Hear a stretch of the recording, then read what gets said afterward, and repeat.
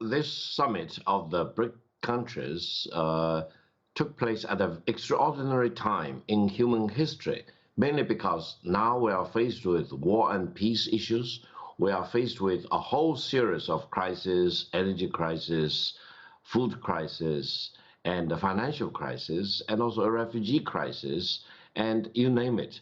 It seems that the world is coming apart at important points, and many major issues are increasing their challenges to mankind. So how should the world as a whole deal with all these issues, and how in particular should these 5 countries, which are very important in their own way, and each of them, I think, literally is a major emerging market in Eurasian continent, in Africa, as well as in Latin America. So I think this summit demonstrates to the world that these 5 BRICS countries can gather together at extraordinary critical time and continue their dialogue in a peaceful way through negotiations, and this really sets them apart from other countries which seem to be very eager to divide the world into a Cold War-like blocks, for example, emphasizing on confrontation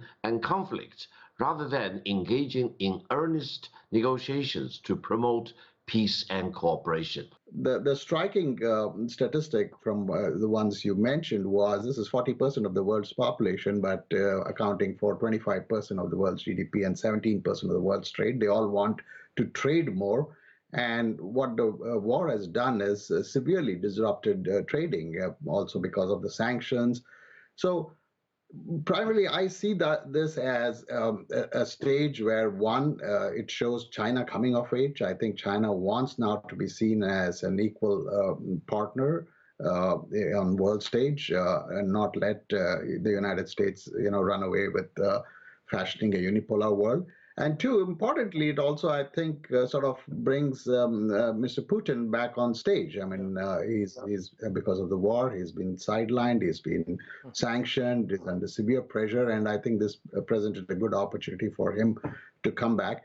And for India, Brazil, and South Africa, it represents a challenge of showing that they're not necessarily in the U.S. shadow.